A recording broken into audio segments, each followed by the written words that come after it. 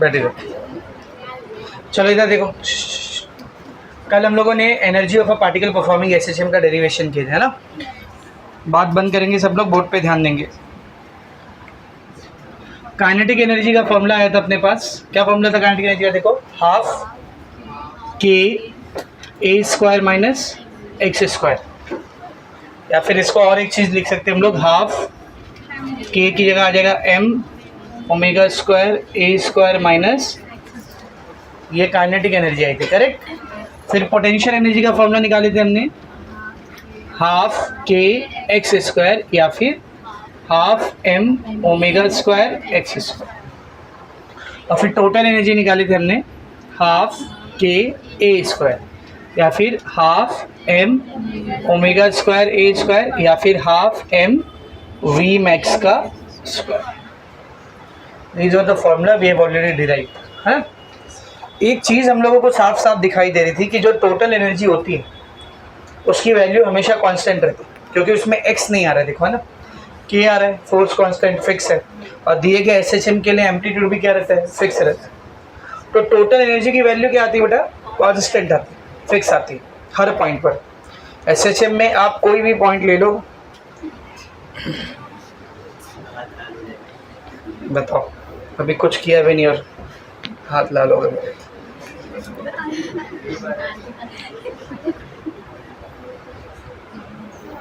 हाँ, ध्यान दे दे। एसएचएम में हर एक पॉइंट के ऊपर टोटल एनर्जी क्या रहती है बेटा? कांस्टेंट रहती है ना। तो और वो टोटल एनर्जी आपको मालूम है, कल हमने देख लिया था कि काइनेटिक एनर्जी और पोटेंशियल एनर्जी को ऐड करके हमको मिलती है। अब इसको थोड़ा एक मिसाल के जरिए समझते हैं। समझ किसी एक पॉइंट के ऊपर टोटल एनर्जी 10 जूल है, एसएचएम हो रहा था, कोई एक पॉइंट आया, वहाँ पर टोटल एनर्जी कितनी है? 10 जूल। नेक्स्ट पॉइंट पे कितना रहेगा? यहाँ पे कितना रहेगा? पूरे एसएचएम में कोई भी पॉइंट ले लो, टोटल एनर्जी कितनी रहेगी? 10 जूल, क्योंकि टोटल एनर्जी हर पॉइंट पे क्या होती है बेटा? कांस्टेंट। अब इसी एसएचएम में कोई एक पर्टिकुलर पॉइंट था जहाँ पर काइनेटिक एनर्जी 7 जूल थी, तो पोटेंशियल एनर्जी कितनी रहेगी? 3, क्योंकि दोनों ऐड करके कितना आना चाहिए? 10।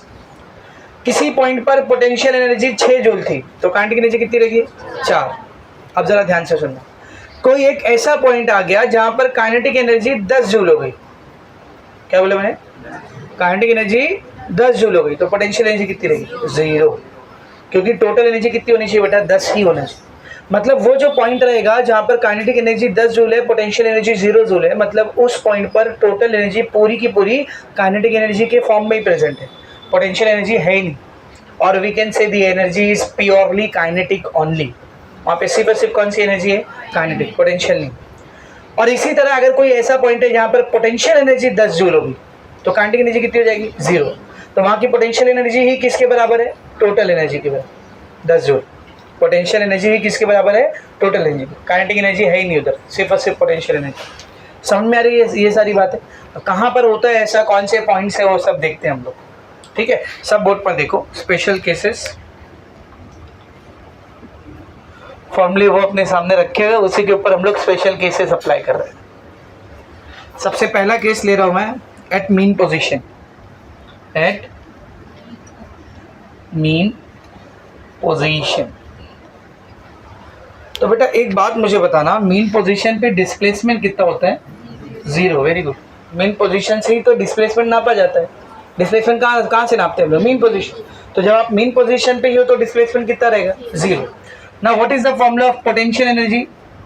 हाफ के एक्स स्क्वायर, पर x तो 0 है, तो जगह हाफ के इंटू 0 कितना हो जाएगा? ये 0। मतलब के मेन पोजीशन पर पोटेंशियल एनर्जी कितनी होती है बेटा? 0। ये हो गई इसकी मिनिमम है, सही है, 0 होती है। अब बात करते हैं काइनेटिक एनर्जी की। What is the formula of kinetic energy? See half के ए स्क्वायर माइनस एक्स स्क्वायर, पर एक्स तो 0 है, तो जगह हाफ के ए स्क्वायर माइनस 0 स्क्वायर 0 है, और ये 0 को नहीं लिखे तो भी क्या बन गया? ये हाफ के ए स्क्वायर। तो काइनेटिक एनर्जी की वैल्यू आ रही है हाफ के ए स्क्वायर। पर ये भी तो किसी का फॉर्मूला है। किसका फॉर्मूला है? टोटल एनर्जी का। किसका फॉर्मूला बेटा ये? तो ये है वो पॉइंट, मीन पोजीशन। जहां पर टोटल एनर्जी पूरी की पूरी कौन से फॉर्म में रहती है, और पोटेंशियल एनर्जी कितनी रहती है, 0। अच्छा ये जो है ना, ये काइनेटिक एनर्जी की मैक्सिमम वैल्यू रहेगी, क्योंकि टोटल एनर्जी से ज्यादा हो सकती है क्या एनर्जी, नहीं, max to max total energy के बराबर हो सकती है। तो यहाँ पर देखो मैं डायग्राम बना रहा हूँ, सब लोग देखेंगे इधर। लाइक अगर ये SHM परफॉर्म हो रहा है, ये मीन पोजीशन है, कौन सी पोजीशन है बेटा, मीन पोजीशन। तो मीन पोजीशन पर पोटेंशियल एनर्जी कितनी होती है, मिनिमम, दैट इज 0। और काइनेटिक एनर्जी कितनी होती है, maximum, that is total energy, E।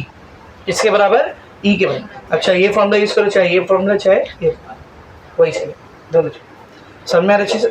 तो मीन पोजीशन पर पोटेंशियल एनर्जी कितनी, 0, और काइनेटिक एनर्जी कितनी, मैक्सिमम, टोटल एनर्जी के बराबर। ये तीनों फॉर्मूला हो सकते हैं। इसका मतलब मैं ऐसा भी बोल सकता हूँ कि ये जो तीन फॉर्मूले हैं, ये सिर्फ टोटल एनर्जी के फॉर्मूले नहीं, मैक्सिमम काइनेटिक एनर्जी के भी फॉर्मूले। काइनेटिक एनर्जी नहीं, क्या, मैक्सिमम काइनेटिक एनर्जी। जब काइनेटिक एनर्जी मैक्सिमम हो जाएगी तो वही यही फॉर्मूला रहेगा, क्योंकि मैक्सिमम काइनेटिक एनर्जी किसके बराबर हो जाती है, टोटल एनर्जी की। सही है। अभी दूसरा केस लेते हैं, सब लोग ध्यान से देखना बेटा। सेकेंड केस लेते हैं हम लोग, एट एक्सट्रीम पोजीशन। कौन सी पोजीशन बेटा, एक्सट्रीम पोजीशन। बोलो एक्सट्रीम पोजीशन पे डिस्प्लेसमेंट किसके बराबर होता है, एम्पलीट्यूड के, है कि नहीं। एक्सट्रीम पॉइंट पर डिस्प्लेसमेंट किसके बराबर हो जाता है, एम्पलीट्यूड के। पॉजिटिव एक्सट्रीम में तो प्लस है, नेगेटिव एक्सट्रीम में तो माइनस है।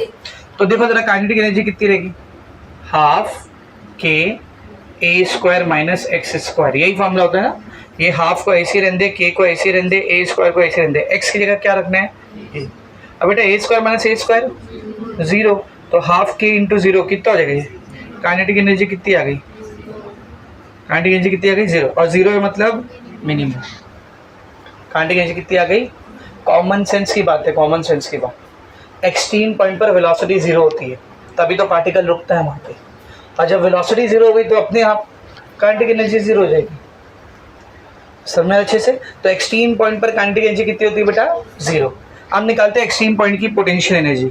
तो बिना निकाले पहले तुम लोग बताओ, काइनेटिक 0 हो गई ना, तो पोटेंशियल ही किसके बराबर रहेगी, टोटल एनर्जी के बराबर, क्योंकि काइनेटिक तो 0 हो चुकी है। देखते आ रहा है क्या, देख what is the formula of potential energy, see what is the formula of potential energy, half K x square. पर एक्स की जगह पर क्या रखना है, ए, तो हो जाएगा हाफ के ए स्क्वायर। किसका फॉर्मूला है ये, टोटल। तो पोटेंशियल एनर्जी किसके बराबर हो जा रही है, टोटल एनर्जी की। तो ये इसकी कौन सी वैल्यू बेटा, मैक्सिमम। तो उस डायग्राम में ऐड करते हैं इसको। एक्सट्रीम पोजीशंस के ऊपर काइनेटिक एनर्जी 0 हो जाती है, काइनेटिक एनर्जी मिनिमम हो जाती है, कितनी हो जाती है, 0। और पोटेंशियल एनर्जी कितनी हो जाती है बेटा, मैक्सिमम, किसके बराबर, टोटल। तो फॉर्मूला कौन सा आएगा, ये तीनों है। इसका मतलब ये जो तीन फॉर्मूले हैं, ये टोटल एनर्जी का फॉर्मूला तो है, और किसका किसका फॉर्मूला है, मैक्सिमम काइनेटिक एनर्जी और मैक्सिमम पोटेंशियल एनर्जी। समझ में आ रहा है बेटा अच्छे से, is it very much clear, ठीक है ना। सेम ये एक्सट्रीम पॉइंट पर भी क्या रहेगा बोलो, काइनेटिक एनर्जी मिनिमम रहेगी 0 और पोटेंशियल एनर्जी मैक्सिमम रहेगी, टोटल एनर्जी के बराबर। समझा। इसका मतलब एनर्जी इंटर कन्वर्ट होती है, जरा समझो इसको। हाँ, यहाँ पे देख पोटेंशियल एनर्जी कितनी है, 0, और यहाँ पे काइनेटिक एनर्जी कितनी है, मैक्सिमम टोटल एनर्जी के बराबर। तो समझ टोटल एनर्जी 10 जूल है, वही पहले वाला केस। टोटल एनर्जी कितना है, 10।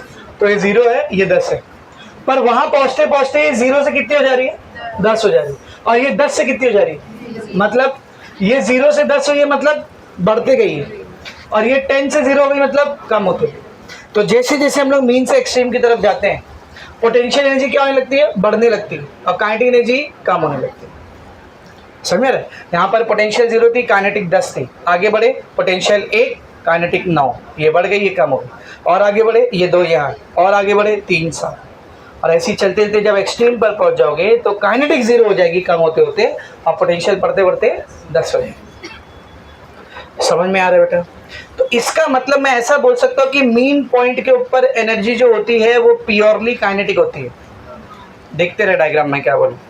मीन पॉइंट पर जो एनर्जी होती है वो प्योरली काइनेटिक होती है, पोटेंशियल के उधर कुछ भी लेन देन नहीं होता। एक्सट्रीम पॉइंट के ऊपर जो एनर्जी होती है वो प्योरली पोटेंशियल होती है, काइनेटिक का वहां पर कुछ भी लेन देन नहीं होता।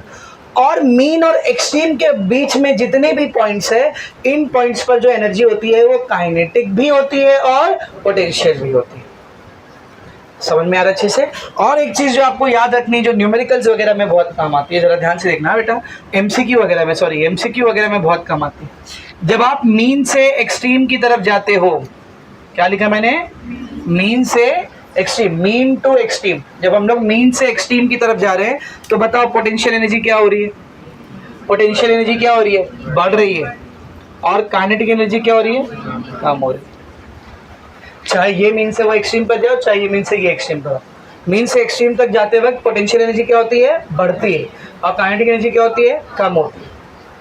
और अगर मैं एक्सट्रीम से मीन पर आऊंगा तो बोलो, एक्सट्रीम टू मीन, ध्यान दे, एक्सट्रीम से मीन पर आओगे तो काइनेटिक एनर्जी जीरो से मैक्सिमम हो रही, मतलब बढ़ रही है, और पोटेंशियल एनर्जी मैक्सिमम से जीरो हो रही, मतलब कम, ठीक है ना। तो एक्सट्रीम से मीन पर जब हम लोग आते हैं तो पोटेंशियल एनर्जी कम होती है और काइनेटिक एनर्जी, ये एमसीक्यू में बहुत काम करता है, इसके ऊपर एमसीक्यूज आते हैं बोर्ड में भी, है एमएससीटी एंट्रेंस एग्जाम वगैरह के अंदर, याद रखो इसको। तो जब कभी भी हम लोग मीन से एक्सट्रीम की तरफ जाएंगे, मीन से एक्सट्रीम की तरफ जाएंगे तो पोटेंशियल एनर्जी बढ़ेगी और काइनेटिक एनर्जी घटेगी, और जब एक्सट्रीम से मीन की तरफ आएंगे तो उल्टा हो जाएगा, पोटेंशियल एनर्जी घटेगी और काइनेटिक एनर्जी बढ़ेगी। याद रखेंगे बेटा इसको, यहाँ पे भी लिख दिया, डायग्राम में भी दिखा दी। वेरी मच क्लियर, सबको एकदम अच्छे से समझा। और एक और बहुत ही ज़रूरी चीज़ जो हमको पता चली है कि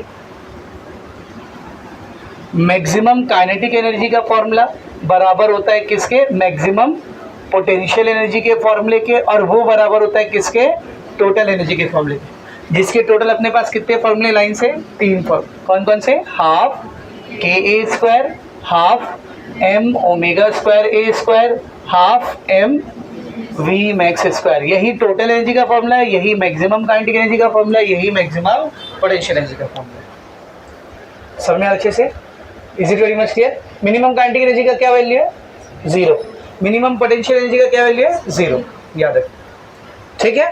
और एक बात जो हमको पता चली, मीन के ऊपर एनर्जी प्योरली कैसी होती है, बोलो, ये भी लिख देता इधर, मीन पोजीशन पर energy is purely kinetic, potential का कुछ लेना देना उधर है ही नहीं। एक्सट्रीम पोजीशन पर बोलो, एक्सट्रीम पोजीशन पर एनर्जी इज प्योरली पोटेंशियल, और in between mean and kinetic, mean और काइनेटिक के सॉरी मीन और एक्सट्रीम, मीन और एक्सट्रीम के बीच में, मीन पोजीशन और एक्सट्रीम पोजीशन के बीच में कोई भी पॉइंट ले लो तो वहाँ पर एनर्जी कौन सी रहेगी, काइनेटिक भी रहेगी, kinetic as well as potential, दोनों रहेगी, काइनेटिक भी रहेगी और पोटेंशियल। अब ज़रा एक बात मेरी ध्यान से सुनना, हम लोग मीन पोजीशन पे थे, काइनेटिक मैक्सिमम थी 10 और पोटेंशियल मिनिमम थी 0, ये बड़े 10 से 9 हो गया, ये 0 से 1, 8 2 7 3 6 4 5 5, ये पॉइंट को देख, ये पॉइंट को देख, यहाँ काइनेटिक पोटेंशियल क्या हो चुकी है, सेम। वो पॉइंट निकालना अपने को कौन सा है, मीन और एक्सट्रीम के बीच में वो कौन सा पॉइंट है, मीन और एक्सट्रीम के बीच में वो कौन सा पॉइंट है जहाँ पर काइनेटिक और पोटेंशियल एनर्जी क्या हो जाएगी बेटा, सेम हो जाएगी। बताओ कौन सा पॉइंट होगा, बीचों बीच में, मिडवे नहीं, रॉन्ग है, रॉन्ग है, यही तो फंडा है, एक्सेलरेटेड मोशन है ये। कैसा मोशन है ये, एक्सेलरेटेड, रिस्टोरिंग फोर्स है, जहाँ फोर्स है वहाँ एक्सेलरेशन है, एक्सेलरेशन है मतलब वेलोसिटी कांस्टेंट है क्या, यहाँ से वहाँ तक वेलोसिटी कम हो रही है, वहाँ से यहाँ तक वेलोसिटी बढ़ रही है, हर पॉइंट पर वेलोसिटी बढ़ते जा रही है, कम होते जा रही है, यानी चेंज होते जा रही है। तो पहले जितनी काइनेटिक एनर्जी बढ़ी थी अब और ज़्यादा बढ़ेगी क्योंकि वेलोसिटी क्या हो गई, बढ़ गई। तो ऐसा मत सोचो बीचों बीच में ही इक्वल रहेगा, तो देखते कहाँ इक्वल रहेगा और निकालते वो पॉइंट जहाँ पर काइनेटिक और पोटेंशियल एनर्जी क्या हो बेटा, इक्वल हो। तो केस नंबर 3 वही है अपना, पॉइंट एट विच, वो पॉइंट जहाँ पर kinetic energy is equal to potential energy, kinetic energy potential energy क्या हो जाए बेटा, बराबर हो जाए। आपको लग रहा था कि वो मिड पे रहेगा ना, मिड पे नहीं रहेगा, देखते हैं कहाँ पर रहेगा। तो सब लोग ध्यान से देखना, इस पॉइंट की खास बात क्या है, यहाँ पर काइनेटिक एनर्जी और पोटेंशियल एनर्जी क्या है, इक्वल है। काइनेटिक एनर्जी की जगह उसका फॉर्मूला रखो, पोटेंशियल एनर्जी की जगह उसका फॉर्मूला रखो. What is the formula of kinetic energy? Half के ए square minus x square. Potential energy half K x square. Notice करो, हाफ से हाफ कैंसिल, के से के कैंसिल, क्या बचा? A square minus x square is equals to x square. ये minus x square उधर जाएगा तो x square plus x square. X square plus x square 2x square किसके बराबर है? A square. ये 2 इधर मल्टीप्लाई करा ना, वो आ जाएगा तो ए स्क्वायर बाय 2. ये स्क्वायर उधर जाएगा तो रूट. ए स्क्वायर का रूट कितना है रे? ए, और 2 का रूट रूट 2. ये प्लस में भी आ सकता है. और ये वो पॉइंट है जहां पर काइनेटिक एनर्जी और पोटेंशियल एनर्जी क्या हो जाती है? इक्वल हो जाती है. सर ये पॉइंट कुछ समझा नहीं. ए बाय रूट 2 अभी समझा. तो ए बाय रूट 2 का मतलब क्या है? ये ध्यान से देखना. ए बाय रूट 2 है ना, ये देखो मैं क्या कर रहा हूँ, 1 डिवाइडेड बाय रूट 2. ये 1 बाय रूट 2 इसकी वैल्यू निकाल रहा हूँ. वैल्यू आ रही है 0.70. कितनी आ रही है? 0.70. That is x is equals to plus minus 0.70 a. ये 0.70 का मतलब समझ रहे क्या? परसेंटेज में बोले तो 70%, परसेंटेज में बोले तो ये मीन है, ये एक्सट्रीम है. यहाँ से पार्टिकल निकला, आपको लग रहा था कि बीचों बीच में बराबर होगी पोटेंशियल काइनेटिक. बीचों बीच में मतलब कितना कवर हो चुका है? 50%. 50% हो गया, 50% बचा है. लेकिन गलत हो गया. नहीं, यहाँ पे नहीं. कहाँ पे? 70%. 70% डिस्टेंस कवर हो चुका है. बचा कितना है? 30%. इस पॉइंट पर आकर काइनेटिक एनर्जी और पोटेंशियल एनर्जी क्या हो जाएगी बेटा? इक्वल हो जाएगी, सेम हो जाएगी. ये पॉइंट पर आकर बीचों बीच में होगी क्या? नहीं. समझा अच्छे से? Is it very much clear? तो 70% डिस्टेंस मीन और एक्सट्रीम के बीच का कवर करने के बाद काइनेटिक और पोटेंशियल एनर्जी क्या हो जाएगी? इक्वल हो जाएगी. तो उस पॉइंट को मैं यहाँ पर दिखाता हूँ. देख समझ, यहाँ पे एक पॉइंट है, इसकी वैल्यू है x is equals to plus a by root 2. और सेम पॉइंट यहाँ पे भी रहेगा ना. क्या वैल्यू रहेगी इसकी? x is equals to minus a by root 2. इन दोनों पॉइंट की खास बात क्या है बेटा? बोलो. यहाँ पर काइनेटिक एनर्जी बराबर रहेगी किसके? पोटेंशियल. काइनेटिक एनर्जी बराबर रहेगी किसके? पोटेंशियल एनर्जी की. सही है. एक चीज और बोल सकते हैं हम लोग यहाँ पे. देख, काइनेटिक एनर्जी पोटेंशियल एनर्जी बराबर है कि नहीं? अब समझ, टोटल एनर्जी 10 जूल की है, जो हम लोग बार बार कर रहे हैं. टोटल एनर्जी कितनी है? 10. काइनेटिक पोटेंशियल बराबर है, कितनी होगी बता? 5. Very good. टोटल आती कैसे? काइनेटिक प्लस पोटेंशियल, है ना. अब दोनों को ऐड करके 10 आना चाहिए और दोनों सेम भी होना चाहिए. बोलना 5. और ये 5 क्या है? 10 का आधा. मतलब जब काइनेटिक और पोटेंशियल बराबर हो जाती है, जब काइनेटिक और पोटेंशियल बराबर हो जाती है, वहां पर एनर्जी की वैल्यू टोटल एनर्जी की क्या होती है? हाफ होती है. काइनेटिक भी टोटल का हाफ रहेगी और पोटेंशियल भी टोटल का हाफ. मतलब मैं ये लिख सकता हूं कि इस पॉइंट पर, एट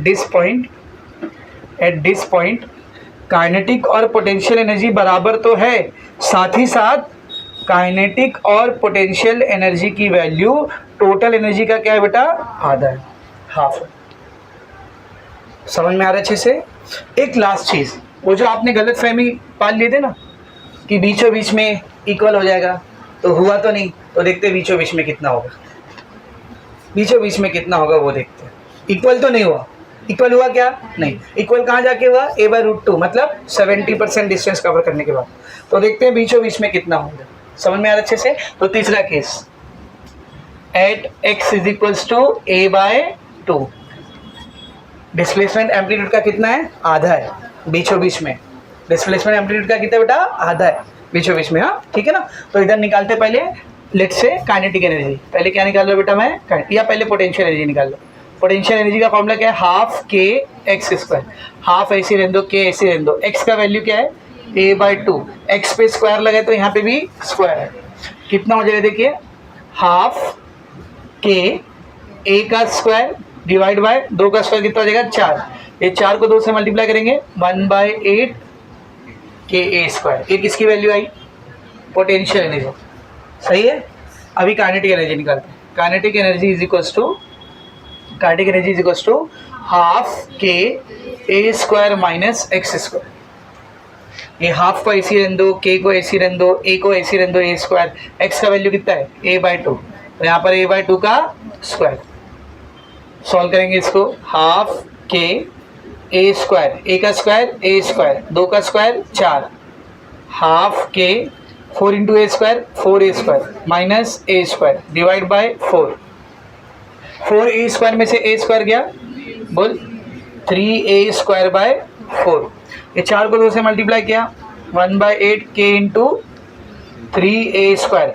इसको देख मैं ऐसा भी लिख सकता हूँ, kinetic energy is equal to 3 दिख रहा है, ये 3 इसको अलग कर ले, 3 को अलग कर ले, क्या क्या बचा 1/8 k a square. What is this 1/8 k a square, क्या है ये पोटेंशियल एनर्जी। तो kinetic energy is equal to 3 times potential energy, kinetic energy is equal to 3 times potential. तो जो हमको लग रहा था कि बीचों बीच में काइनेटिक और पोटेंशियल इक्वल रहेगी, कितना अलग आ रहा है, बीचों बीच में काइनेटिक एनर्जी पोटेंशियल एनर्जी की कितनी रहेगी 3 गुना, काइनेटिक एनर्जी पोटेंशियल एनर्जी की कितनी रहेगी 3 गुना।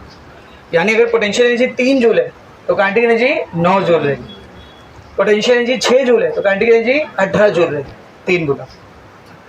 समझ में आ रहा अच्छे से, is it very much clear, ठीक है ना। अभी इसको परसेंटेज में निकालते हैं, किसमें निकालते हैं इसको, परसेंट। काइनेटिक पोटेंशियल का 3 गुना है, इसका क्या मतलब, कितना परसेंट होगा बताओ। टोटल 100% होता है, टोटल कितना परसेंट होता है 100। इसको 4 हिस्से में बांटो, कितने कितने का आएगा 25 25 25 25, सही है। अगर पोटेंशियल को 25 ले लिया तो उसका 3 गुना कितना होगा, बचा वो 75, नहीं समझा, 100 है, 25 25 का 4 टुकड़ा किया, इसमें 1 टुकड़ा किसको दिया, पोटेंशियल को। अब यहाँ पर काइनेटिक पोटेंशियल का कितना है 3 गुना, तो 25 का 3 गुना 75, 75 25 मिला दिए 100। यानी अगर पोटेंशियल 25% है तो काइनेटिक कितनी रहेगी 75%। तो इस पॉइंट पर kinetic energy is 75% of total energy and potential energy is 25% of total energy, ठीक है। तो बीचों बीच पॉइंट पर काइनेटिक एनर्जी टोटल एनर्जी का 75% होती है और पोटेंशियल एनर्जी कितनी होती है 25%। यानी कि काइनेटिक एनर्जी पोटेंशियल एनर्जी का कितना गुना है देख, 3 गुना। और इक्वल कहाँ पर होती है, ये पॉइंट पर जाकर के। समझ में आया। ये 4 आपको स्पेशल केसेस, 4 होने चाहिए, हाँ ये 4th वाला था, सॉरी, ये 4 आपको स्पेशल केसेस दिए हुए। समझ में आ रहा है बेटा सबको अच्छे से, is it very much clear. अब इन चारों केसेस के ऊपर हम लोगों को एक ग्राफ बनाना है, इन चारों केसेस के बेसिस पर। कहाँ पे हो ग्राफ, देखो ये सब केस आपको समझाया है, फिर पेज नंबर 122 पर आके केसेस ख़त्म किया है, वो येलो बॉक्स के ऊपर देखिए ग्राफ बना है, मिला। तो ग्राफ बनाएंगे हम लोग, और जो येलो बॉक्स है उसके अंदर इसी से रिलेटेड एक न्यूमेरिकल दिया है, तो ग्राफ बनाएंगे और न्यूमेरिकल सॉल्व करेंगे, टॉपिक फिनिश हो जाएगा। फिर हम लोग नेक्स्ट टॉपिक स्टार्ट करेंगे सिंपल पेंट में, समझा। लिखो इसको पूरा फटाफट।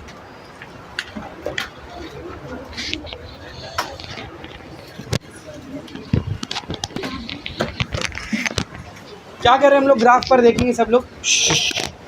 यस एवरीवन स्टॉप राइटिंग, वो मिटा रहा नहीं, मैं लिखा हुआ उधर, यहाँ ध्यान दो, सब यहाँ ध्यान दो। ग्राफ में क्या कर रहे हैं हम लोग, एक्स एक्सिस लिया हमने, एक्स एक्सिस के ऊपर हम लोग डिस्प्लेसमेंट ले रहे हैं, क्या ले रहे हैं बेटा, डिस्प्लेसमेंट। और वाई एक्सिस के ऊपर एनर्जी, ज़्यादा छोटा बना दें,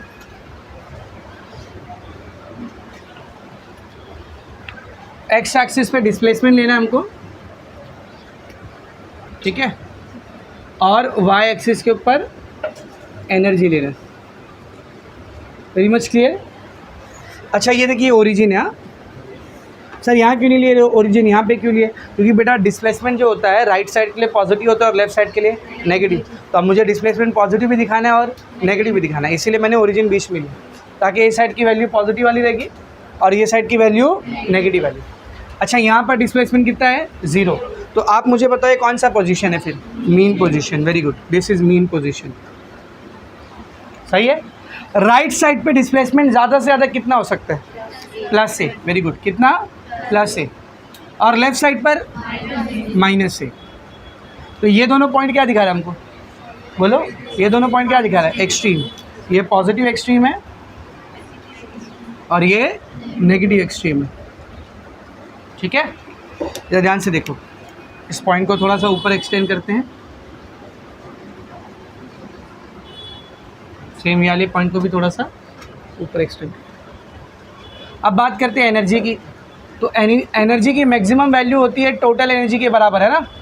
उससे ज़्यादा हो सकती है एनर्जी नहीं। तो टोटल एनर्जी को हम लोग किससे दिखाते थे? ई से। तो let's say this is that maximum value, ये मैक्सिमम वैल्यू है कितना बेटा? E. This is the maximum limit E, total energy, ठीक है ना। तो इसको हॉरिजॉन्टल। और एक पॉइंट लेते हैं जहाँ पर एनर्जी E/2 हो, इसका आधा। जैसे ये टोटल ई है ना, इसका आधा बेटा यहाँ पे कहीं आएगा, है ना। So this is E/2। ये क्या बेटा? E/2। ग्राफ बना रहे ना, ग्राफ। लाइक अगर ये 10 है तो 5 कहाँ आने वाला है? यहाँ पे कहीं आने वाला है ना, सही है। तो इसको भी हॉरिजॉन्टल लेता हूँ। अब हमको करना क्या है? ग्राफ हमको बनाना है काइनेटिक एनर्जी का भी और पोटेंशियल एनर्जी का भी। तो दो कलर का यूज़ कर रहा हूँ मैं इधर, दोनों ग्राफ को डिफ्रेंशिएट करने के लिए। तो लेट्स से रेड कलर से हम लोग काइनेटिक एनर्जी को दिखा रहे हैं। रेड कलर से किससे दिखा रहे बेटा? Kinetic energy. तो let us draw. Red colour से काइनेटिक एनर्जी दिखाते हैं। तो अभी जो पूरा स्पेशल केसेस निकाले ना नोटबुक में, ठीक है ना, उसका कंक्लूजन ही है ये वाला डायग्राम। ये कंक्लूजन है ना उसका, जो जो हमने डिराइव किया सब यहाँ पे लिखते चला गया। चल काइनेटिक एनर्जी के ऊपर ध्यान से देख। मीन पोजीशन पे काइनेटिक एनर्जी कितनी होती है? मैक्सिमम। किसके बराबर? टोटल एनर्जी ई के बराबर। ये है मीन पोजीशन। काइनेटिक एनर्जी कितनी रहेगी यहाँ पे? मैक्सिमम, मतलब ये है ना। तो ये है पॉइंट, सही है। एक्सट्रीम पर काइनेटिक एनर्जी कितनी होती है? देख, एक्सट्रीम पर काइनेटिक एनर्जी कितनी होती है? 0। तो ये है एक्सट्रीम। यहाँ पर काइनेटिक एनर्जी 0 है, मतलब एनर्जी ऊपर आएगी, या 0 मतलब यहाँ पे आएगी ना, दिस इज 0 पॉइंट ना। और यहाँ एक्सट्रीम पे भी काइनेटिक एनर्जी क्या रहेगी? बोल 0, सही है। अब एक स्पेशल पॉइंट और था, a/√2। देख रहे हो? a/√2 बीचों बीच में रहेगा क्या? ये कहाँ रहेगा? 70%, यानी बीच से थोड़ा सा आगे, यहाँ पे कहीं, है ना, यहाँ पे कहीं। This is the point a/√2। Same यहाँ पे भी कहीं पॉइंट रहेगा ये, -a/√2। इस पॉइंट की खास बात क्या थी बताओ? यहाँ पर काइनेटिक एनर्जी और पोटेंशियल एनर्जी क्या थी बेटा? इक्वल। और इक्वल तो थी, लेकिन कितनी वैल्यू थी उसकी? टोटल एनर्जी का आधा। इक्वल थी काइनेटिक पोटेंशियल, और टोटल की क्या थी? हाफ। बताया था ना, अगर टोटल 10 है, काइनेटिक पोटेंशियल बराबर है, तो कितनी रहेगी? 5 मतलब 10 का आधा। तो बेटा इधर ध्यान से देख, ये पॉइंट पर काइनेटिक एनर्जी टोटल एनर्जी का कितना रहेगा? हाफ। हाफ मतलब कौन सा पॉइंट? ये वाला ना। सेम ये पॉइंट पर भी काइनेटिक एनर्जी क्या रहेगी बेटा? टोटल एनर्जी का हाफ, मतलब ये वाला। ये कुछ पॉइंट्स मिले, इनको ज्वाइन करेंगे, क्या मिल जाएगा? ग्राफ। ऐसा कर्व बनेगा, स्ट्रेट लाइन मत बनाना, पहले बोलो। ऐसा ग्राफ मत बनाना, फिर बोलो। It will be a curve, gradually increasing curve, ठीक है ना। तो कुछ नोटिस करो, जो पॉइंट हमने वहाँ पर लिखा था। देख, एक्सट्रीम से मीन तक जब हम लोग जा रहे तो काइनेटिक एनर्जी क्या हो रही? देख, बढ़ रही। और जब मीन से एक्सट्रीम की तरफ जा रहे तो घट रही, सही है। ये कर्व किसका बन गया बेटा? Kinetic energy. अभी किसकी बारी? पोटेंशियल। तो उसको अलग कलर से दिखाता हूँ मैं, उसको समझ, ब्लैक कलर से दिखा रहा हूँ। तो ये पोटेंशियल एनर्जी, ठीक है बेटा? पोटेंशियल एनर्जी, ठीक है। चलो, मीन पोजीशन पे देख पोटेंशियल एनर्जी कितनी है? 0। तो मीन पोजीशन पे पोटेंशियल एनर्जी 0, मतलब ये वाला पॉइंट, सही है। एक्सट्रीम पर पोटेंशियल एनर्जी कितनी है? मैक्सिमम, ई के बराबर। ये है एक्सट्रीम, मैक्सिमम मतलब ये ना, ये वाला पॉइंट रहेगा, सही है। ये है एक्सट्रीम, मैक्सिमम मतलब ये वाला पॉइंट। a/√2 डिस्टेंस पे पोटेंशियल एनर्जी काइनेटिक एनर्जी बराबर होती है, और दोनों की वैल्यू टोटल एनर्जी का क्या होती है? हाफ। तो यहाँ पर भी हाफ, और यहाँ पर भी हाफ। सारे पॉइंट्स को जोड़ो।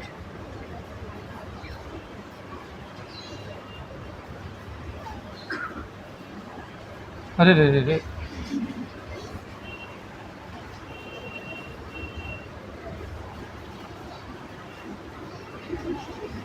स्लिप हो जाते, स्लिप।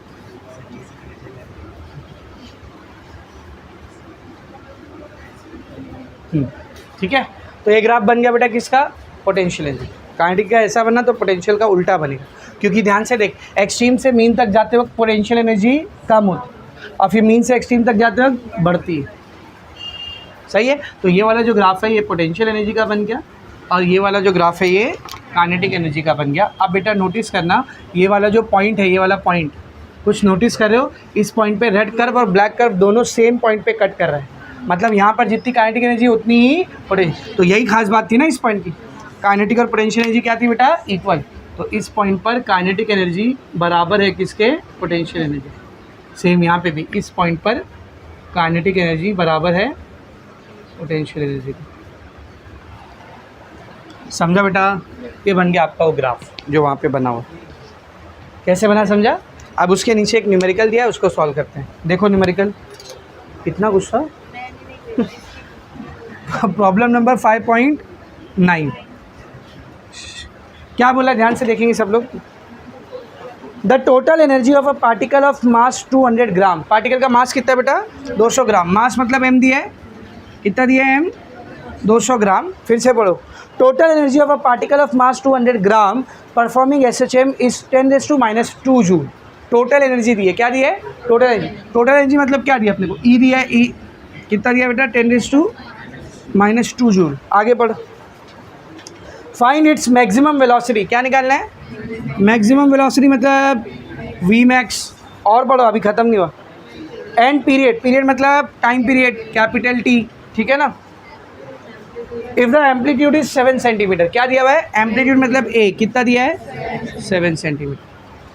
सबसे पहले SI यूनिट मिलाओ। ये ग्राम SI यूनिट है क्या, kg में कन्वर्ट करेंगे इसको। 200 ग्राम से kg में आ रहे हो ना, जब भी kg से ग्राम में आते तो 1000 से मल्टीप्लाई करते हैं, 10⁻3। तो ग्राम से kg में जाएंगे तो 10⁻³ kg से ग्राम में आते तो 10⁻+3, ग्राम से kg में गए तो -3। अच्छा 2 0 है ना, 2 0 मतलब 10⁻+2। तो ये +2 और ये -3 कितना आएगा, -1। तो इसको मैं ऐसा लिख सकता हूँ, 2 × 10⁻⁻। देखिए 2 को ऐसे ही रखा, 2 0 मतलब 100 ना, 100 यानी 10⁻+2, वो +2 और ये -3। तो 10 को एक बार लिखेंगे, -3 + 2 कितना होगा, -1। वो इधर सही है। इसको बदलो, 7 ऐसी रहेगा, सेंटी हटता है तो 10⁻² मीटर। सबसे पहले क्या निकालना है मुझे, V max। दिया हुआ क्या है, देख टोटल एनर्जी। टोटल एनर्जी के 3 फॉर्मूले मेरे पास, 1 2 3। वो कौन सा फॉर्मूला जिसमें V max आ रहा है, ये वाला फॉर्मूला ना, तो उसको यूज़ करेंगे हम लोग। सिंस टोटल एनर्जी बराबर होती है ½ m V max का स्क्वायर। ये 2 इधर डिवाइड कर रहा है, यहाँ आएगा तो ये m इधर मल्टीप्लाई कर रहा है, यहाँ आएगा तो कौन बच गया उधर, V max स्क्वायर। स्क्वायर को इधर लेंगे तो रूट, तो हो जाएगा V max = रूट के अंदर 2E/m। वैल्यू पुट कर दो आप, V max = √2E। E कितना है बेटा, 10⁻² divide by m। How much is m, 2 × 10⁻⁻1। ये 2 से 2, V max = √10⁻²। ये -1 ऊपर गया तो +1, -1 ऊपर गया तो +1। कितना हो जाएगा ये, +1 - 2 बोलो, -1, 10⁻⁻1। अब बताओ -1 का रूट देख सकते हो क्या आप, -1 का रूट देख सकते हो क्या, नहीं देख सकते। तो ये 10 के ऊपर जो पावर है वो कैसा होना चाहिए, अगर रूट देख रहे हो तो, अगर रूट देख रहे हो तो 10 के ऊपर का पावर कैसा होना चाहिए, इवन। इवन मतलब 2 4 6 8 ऐसा होना चाहिए। उधर है क्या है, -1 है। इवन है क्या, इवन करेंगे उसको। अब कैसे इवन करेंगे सब लोग ध्यान से देखना। यहाँ मैं 10 से मल्टीप्लाई कर देता हूँ, किससे मल्टीप्लाई कर रहा हूँ, 10 से। तो जब 10 यहाँ से मल्टीप्लाई करोगे ना बेटा, इधर पहले से कितना था, -1। तो 10 से मल्टीप्लाई किया तो 10 से डिवाइड भी करना पड़ेगा। इसमें पावर कुछ नहीं है, मतलब 1 है। ये 1 ऊपर जाएगा तो पहले से -1 था, ये 1 ऊपर गया तो -1, -1 कितना हो जाएगा, -2। क्या किया, समझा नहीं समझा, क्या किया, फिर से देख। 10⁻⁻1 था इधर, सही है, 10⁻⁻1 था इधर, मैंने 10 से मल्टीप्लाई किया, 10 से मल्टीप्लाई किया तो 10 से डिवाइड भी करना पड़ेगा। इधर पावर में कुछ नहीं है, मतलब 1 है। ये 10⁻+1 है ना, ऊपर जाएगा तो -1। अब बताइए -1 कितना हो जाएगा, 10⁻²। समझा अच्छे से। तो ये हो गया 1 × सॉरी 10 इंटू 10⁻⁻²। अब इसका स्क्वायर रूट देख लेते जल्दी से। 10 का स्क्वायर रूट बताओ जल्दी, लॉग टेबल में देखते। लॉग टेबल में जाओ, स्क्वायर रूट के टेबल में जाओ। Square root from 10 to 100, square root from 10 to 100। 10 का स्क्वायर रूट कितना है देख, 3.162 मिला रे सबको। स्क्वायर रूट फ्रॉम 10 to 100, 10 का ज़ीरो कितना है देख, 3.162, सही है। अब इसका स्क्वायर रूट कैसा देखेंगे देख, ये स्क्वायर से ये रूट कटेगा, खाली क्या बचेगा, -1। ये 2 से रूट कट गया, कौन बचा इधर, -1। अब इस -1 के से पॉइंट पीछे चला है, तो वी मैक्स कितना हो रहा है देख, 0.3162 मीटर पर। ये आ गई मैक्सिमम वेलोसिटी। ये क्या आ गई बेटा, मैक्सिमम वेलोसिटी। नेक्स्ट क्या निकालना है अपने को, टाइम पीरियड। सी मैक्सिमम वेलोसिटी आई ना मेरे पास। मैक्सिमम वेलोसिटी का फॉर्मूला होता है ए ओमेगा, होता है या नहीं। मैक्सिमम वेलोसिटी का फॉर्मूला होता है ए ओमेगा। ये वी मैक्स को ऐसी रहने दे, ए को ऐसी रहने दे। ओमेगा का फॉर्मूला होता है 2π/t।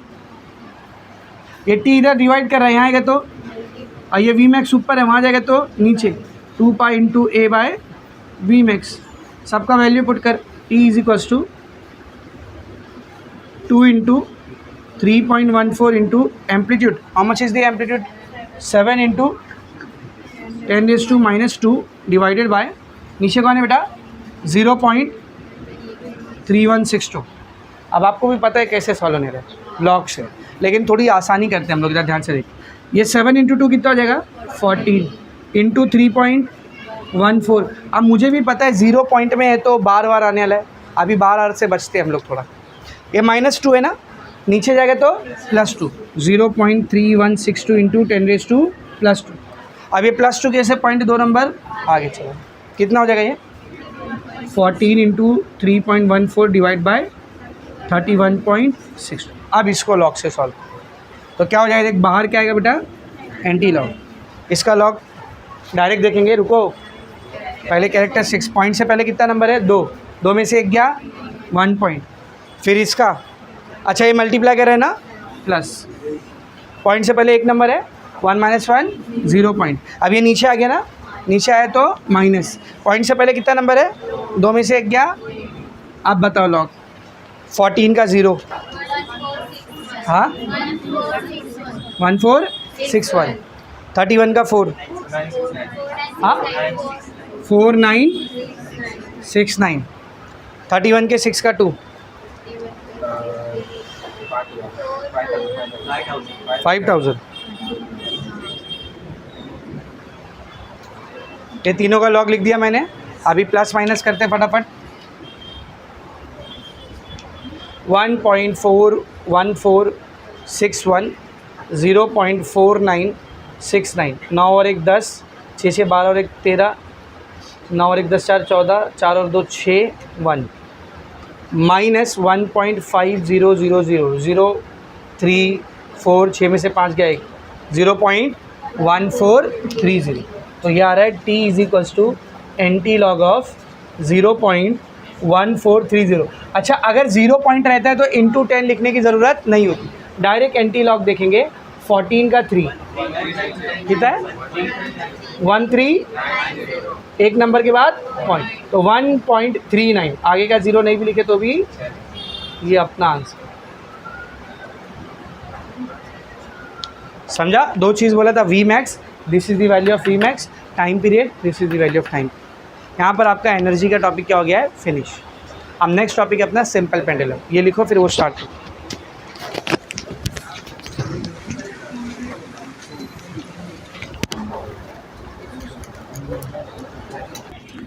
इधर ध्यान देंगे, बात बंद करेंगे सब लोग।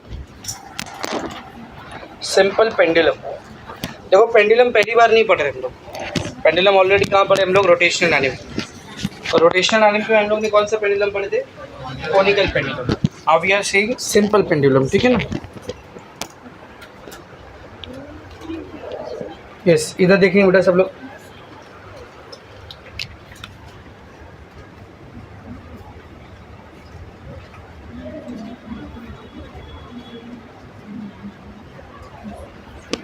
सिंपल पेंडुलम किसको बोलते हो देखेंगे। कोनिकल पेंडुलम भी सिंपल पेंडुलम जैसा ही होता है, फ़र्क सिर्फ इतना होता है उसके बॉब को हम लोग ऐसा करके ऐसा छोड़ने की बजाय ऐसा डिस्प्लेस करके ऐसा टेंजेंशियल वेलोसिटी देते हैं, तो ऐसा घूमने लगता है ना।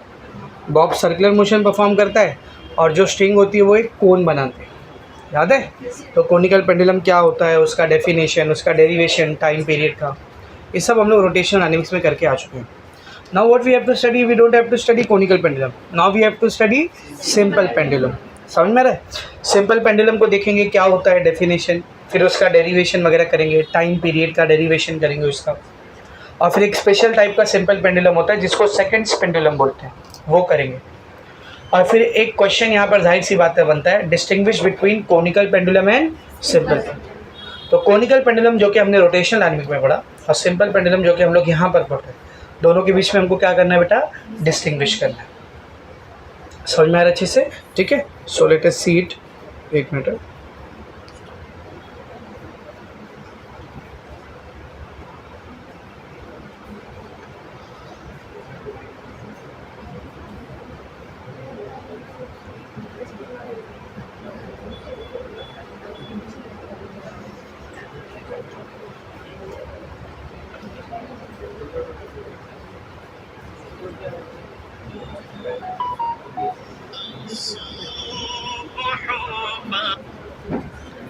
हेलो, हाँ क्या हुआ?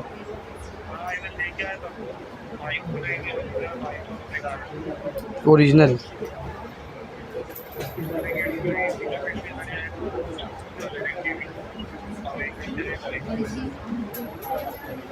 ठीक है, लेके जा घर पे, मैं देखता हूँ उसका क्या करने का।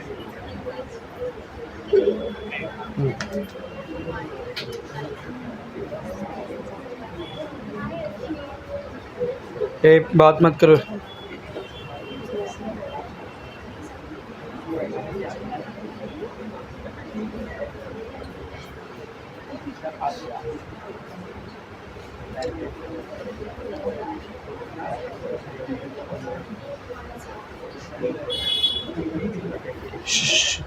यस, इधर ध्यान देंगे सब लोग। तो सबसे पहले तो सिंपल पेंडुलम का डेफिनेशन देखते हैं। तो बेटा आइडियल केस समझते ना, आइडियल एकदम परफेक्ट, जो कि डबिंग आर्टिस्ट बने की फ्यूचर में। आइडियल केस किसको बोलते हैं, जो रियलिटी में कभी भी एग्जिस्ट नहीं करते लेकिन परफेक्ट केस होते हैं, कि परफेक्ट इसको बोलेंगे। तो आइडियली एक सिंपल पेंडुलम किसको बोलेंगे, जरा ध्यान से देखो। इसके अंदर एक पार्टिकल रहेगा जो कि हेवी होना चाहिए। सबसे पहले तो यही बात इम्पॉसिबल है, मास नहीं बोल रहा हूँ मैं, ऑब्जेक्ट नहीं बोल रहा हूँ, क्या बोल रहा हूँ, पार्टिकल। एक छोटा सा पार्टिकल जो कि कैसा होना चाहिए, हैवी होना चाहिए। इसीलिए तो एक केस क्या बोला मैंने, हैवी। तो एक छोटा सा पार्टिकल है जो कि कैसा होना चाहिए, हैवी। तो single particle which is heavy, और इसको सस्पेंड करके रखा है, ऐसा फिक्स सपोर्ट से ऐसा लटका के रखे इसको एक स्ट्रिंग के जरिए, एक धागे के जरिए। ये स्ट्रिंग होना चाहिए इनएक्सटेंसिबल, फ्लेक्सिबल, मासलेस। मासलेस मतलब मास ही नहीं इसका पॉसिबल है, कुछ भले से नेग्लिजिबल मास हो लेकिन रहेगा ना। पर आइडियली कैसी होनी चाहिए, मासलेस होना चाहिए। इनएक्सटेंसिबल मतलब इसमें पार्टिकल, हैवी पार्टिकल लगाएंगे तो ये ऐसा एक्सटेंड नहीं कर जाना चाहिए। और फ्लेक्सिबल होना चाहिए ताकि मोशन वगैरह कर सके। समझ में आ रहा है। तो ये जो सिंपल पेंडुलम बनेगा इसको हम लोग क्या बोलेंगे, आइडियल सिंपल पेंडुलम। लेकिन ये रियलिटी में पॉसिबल है क्या, तो रियलिटी में जो पॉसिबल होता है उसको हम लोग बोलेंगे प्रैक्टिकल सिंपल पेंडुलम। क्या बोलेंगे बेटा, प्रैक्टिकल सिंपल पेंडुलम। उसमें हम लोग एक पार्टिकल नहीं लेंगे बल्कि क्या लेंगे, एक बॉब लेंगे। एक छोटा सा मास रहेगा जो कि हैवी होना चाहिए। तो एक हैवी मास रहेगा, क्या कहलाता है ये हैवी मास, यहाँ हैवी पार्टिकल था, यहाँ पर क्या है, हैवी मास, क्या बोलते हैं इसको, बॉब। ये एक स्ट्रिंग से कनेक्ट होगा। अब यहाँ पर क्या था कि ये स्ट्रिंग कैसी होनी चाहिए, मासलेस। मासलेस स्ट्रिंग पॉसिबल नहीं, तो हम लोग यहाँ पर लिखेंगे लाइट स्ट्रिंग। लाइट मतलब हल्की, कम से कम मास हो उसका, लाइट होना चाहिए और इनएक्सटेंसिबल होना चाहिए। इनएक्सटेंसिबल पॉसिबल, ठीक है। तो ये जो पेंडुलम बनेगा ये कौन सा है, प्रैक्टिकल सिंपल पेंडुलम। तो आप लोग अगर ध्यान दोगे तो आपको लाइन से दो डेफिनेशन दिया, पहले आइडियल सिंपल पेंडुलम की डेफिनेशन दिया है और फिर प्रैक्टिकल सिंपल पेंडुलम की डेफिनेशन दिया है। देखो जरा उधर page number 122, simple pendulum heading मिली बेटा। पहली डेफिनेशन पढ़ो, an ideal simple pendulum is, ध्यान से देखा, हैवी पार्टिकल। क्या है बेटा, ये देख, heavy particle heavy particle suspended by a massless inextensible flexible string from a rigid support. वही बातें लिखी है, हैवी पार्टिकल है, एक स्ट्रिंग से लटका के रखे, उसको रिजिड सपोर्ट के थ्रू, रिजिड सपोर्ट से उसको एक स्ट्रिंग के जरिए लटका के रखे हैं, और ये स्ट्रिंग कैसी होनी चाहिए, मासलेस, इनएक्सटेंसिबल और फ्लेक्सिबल. अब ये रियलिटी में पॉसिबल है क्या? तो रियलिटी में दूसरा पॉसिबल है. कौन सा देख? A practical simple pendulum. A practical simple pendulum is a small heavy sphere. छोटा सा स्फीयर होना चाहिए जो कि कैसा होना चाहिए, हैवी होना चाहिए. ब्रैकेट में क्या लिखा है, कॉल्ड बॉब. क्या बोलते हैं स्फीयर को हम लोग? बॉब बोलते हैं. Called Bob suspended by a light, massless नहीं लिखा है, क्या लिखा है, लाइट. लाइट मतलब हल्का रहेगा, मास कम रहेगा लेकिन रहेगा, ठीक है ना. Suspended by a light and inextensible string from a rigid support. मिल गया. तो अगर आइडियल सिंपल पेंडुलम का डेफिनेशन पूछा तो पहला वाला लिखना है, और सिर्फ ऐसा बोला डिफाइंड सिंपल पेंडुलम, आइडियल नहीं बोला, डिफाइंड सिंपल पेंडुलम, तो सेकंड वाला. दोनों डेफिनेशन अंडरलाइन कर लिया बेटा. और मेरे हिसाब से काफ़ी इजी लैंग्वेज में दिया हुआ है, तो मुझे अलग से लिखाने की ज़रूरत नहीं. आपको लिखना है, आप वही नोटबुक में भी लिखना है, एकदम ईजी लैंग्वेज में डेफिनेशन दी हुई. ठीक है. अब हमको करना क्या है, ज़रा ध्यान से सुनो. What we have to do now, we have to derive the formula for time period of a simple pendulum. Simple pendulum के टाइम पीरियड का फॉर्मूला निकालना है, लेकिन उससे पहले जरा ध्यान से देख. क्या होगा अगर मैं इस बॉब को ऐसा खींच करके छोड़ू, क्या करेगा बताइए. ये बॉब इधर आया, ऐसा छोड़ा, इसको क्या करने लगेगा, ये यहाँ गया, फिर इधर आया, फिर इधर आया, फिर ये क्या कर रही है, ऑसिलेशन. और क्या बोलते हैं ऑसिलेशन को, नहीं और क्या बोलते हैं, एसएचएफ. ऑसिलेशन को और क्या बोलते हैं, SHF, simple harmonic motion. But क्या मैं इसको लीनियर सिंपल हार्मोनिक मोशन बोल सकता हूँ? जरा पाथ पर ध्यान दे, पाथ पर ध्यान दे. क्या ये स्ट्रेट लाइन है? लीनियर एसएचएफ हम लोग किसको बोलते हैं, जब पाथ जो है वो एक स्ट्रेट लाइन हो. क्या ये पाथ स्ट्रेट लाइन है? नहीं. तो उसको लीनियर एसएचएफ बोल सकते क्या? नहीं. हम लोग टॉपिक कौन सा पढ़ रहे हैं, लीनियर एसएचएफ पढ़ रहे हैं ना. चैप्टर में दो पार्ट था ना, लीनियर एसएचएफ और एंगुलर एसएचएफ. भूल गए क्या? पहले दिन ही बताया था, लीनियर एसएचएफ और एंगुलर एसएचएफ. अभी कौन सा पार्ट चल रहा है अपना, लीनियर एसएचएफ चल रहा है. कौन सा चल रहा है? अब सर ये तो लीनियर एसएचएफ में आता ही नहीं, फिर पढ़ी फिर इसको. तो अभी रुको, बात पूरी खत्म नहीं किया मैंने. क्या होगा अगर ये जो एंगल दिख रहा है, एंगल जितने एंगल से मैंने इसको खींचा था, अगर ये एंगल को मैं बहुत छोटा कर, बहुत छोटा, एकदम नेग्लिजिबल, 10 डिग्री से भी कम. 10 डिग्री समझता है, 10 डिग्री आपका डी है, डी ये 90 होता है, यहाँ 0 होता है, यहाँ पे कहीं 10 रहता है, इतना छोटा एंगल है कि नहीं. तो क्या होगा अगर ये एंगल जिससे मैंने डिस्प्लेस किया है, इसको मैं बहुत छोटा रखूं, काफी छोटा एंगल, बस इतना डिस्प्लेस किया मैंने. अभी कुछ ऐसा ऑसिलेशन करने वाला है. अब जरा इसका पाथ देख, ऑलमोस्ट क्या है बेटा, स्ट्रेट लाइन. तो जब एक सिंपल पेंडुलम को हम लोग एंगुलर डिस्प्लेसमेंट देते हैं, एंगुलर एम्पलीट्यूड देते हैं, लेकिन ये एंगल कैसा होना चाहिए, बहुत छोटा, very small, less than 10 degree. ऐसा लेस देन 10 डिग्री. तो कौन सा मोशन परफॉर्म करता है, लीनियर एसएचएफ. कौन सा मोशन परफॉर्म करता है. तो ये केस पढ़ना है या ये केस, डायग्राम ऐसे ही बनाएंगे, क्योंकि ये डायग्राम बना के क्या ही कर लोगे, इसमें कहाँ टेंशन दिखाओगे, कहाँ वेट दिखाओगे, कहाँ रिजॉल्व करोगे, ऐसा मैग्नीफाइंग ग्लास लेकर के कहाँ. डायग्राम हम लोग यही वाला बनाएंगे, पर स्टडी इसको नहीं कर रहे, वो आपके दिमाग में बैठना चाहिए. स्टडी किसको कर रहे हैं हम लोग, इसको कर रहे हैं. समझ में आ रहा है. तो करने का क्या मतलब, सबसे पहले तो ये चीज़ प्रूफ करना है. ध्यान से सुनो, सबसे पहले तो ये चीज़ प्रूफ करना है कि अगर एक सिंपल पेंडुलम को छोटा सा एंगुलर डिस्प्लेसमेंट दिए तो कौन सा मोशन करेगा, लीनियर एसएचएफ. पहले यही प्रूफ करना है कि वो लीनियर एसएचएफ करेगा. सब दिख तो रहा, प्रूफ हो गया. ऐसे नहीं प्रूफ करने का, मैथमेटिकली प्रूफ करने कि वो लीनियर एसएचएफ करेगा, पहले ये चीज़ प्रूफ करना है. और जब वो प्रूफ हो गया तो फिर हम लोग क्या निकालेंगे, उसके टाइम पीरियड का फॉर्मूला. वो तो बड़ा आसान था, सबको समझ में आ रहा अच्छे से क्या करने का है. Is it very much clear. Start करो. क्या प्रूफ करना है कि अगर एक सिंपल पेंडुलम को मैंने छोटा सा एंगुलर डिस्प्लेसमेंट दिया है, बहुत कम, 10 डिग्री से भी कम, तो कौन सा मोशन करेगा, वो लीनियर एसएचएफ करेगा. सब में अच्छे से. और वो प्रूफ करने के बाद फिर इसके टाइम पीरियड का फॉर्मूला निकालना. स्टार्ट करो बेटा. डायग्राम बनाते हैं. मैं फिर बोल रहा हूँ, डायग्राम हम लोग यार नहीं बनाएंगे, डायग्राम ऐसा मिलता जुलता बनाएंगे, लेकिन केस ये नहीं पढ़ रहे हम लोग. केस कौन सा पढ़ रहे हैं, ये वाला. डायग्राम जानबूझ के ऐसा बना रहे ताकि थोड़ा हम लोग को जगह मिले फोर्स वगैरह दिखाने को. समझ में आ रहा अच्छे से, ठीक है ना.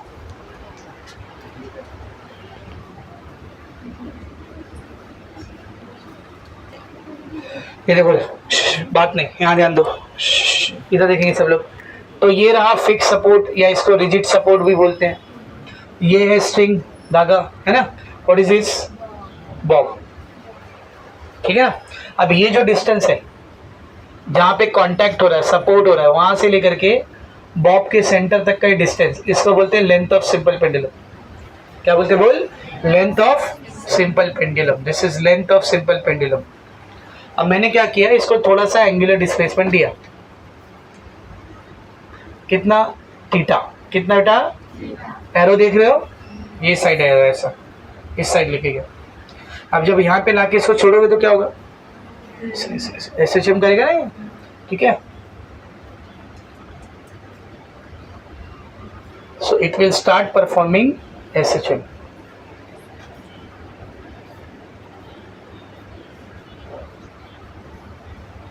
ये इसका पाथ है, SHM का पाथ है, ठीक है ना।